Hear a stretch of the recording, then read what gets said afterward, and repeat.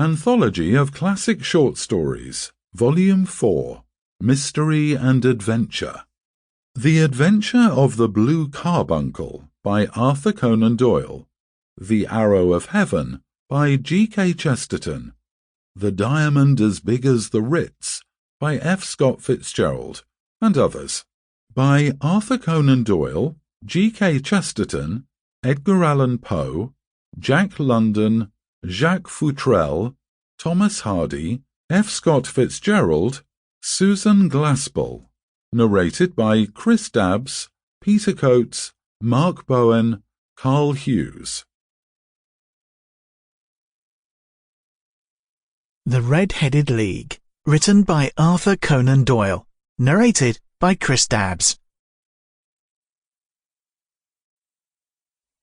I had called upon my friend Mr. Sherlock Holmes one day in the autumn of last year, and found him in deep conversation with a very stout, florid-faced elderly gentleman with fiery red hair.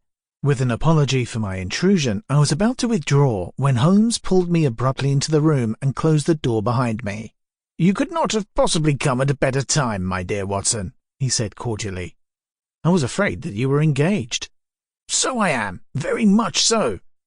"Then I can wait in the next room." "Not at all. This gentleman, Mr. Wilson, has been my partner and helper in many of my most successful cases, and I've no doubt that he'll be of the utmost use to me in yours also." The stout gentleman half rose from his chair and gave a bob of greeting, with a quick little questioning glance from his small, fat-encircled eyes. "Try the settee," said Holmes, relapsing into his armchair and putting his fingertips together, as was his custom when in judicial moods. "I know, my dear Watson, that you share my love of all that is bizarre and outside the conventions and humdrum routine of everyday life. You have shown your relish for it by the enthusiasm which has prompted you to chronicle, and, if you will excuse my saying so, somewhat to embellish so many of my own little adventures."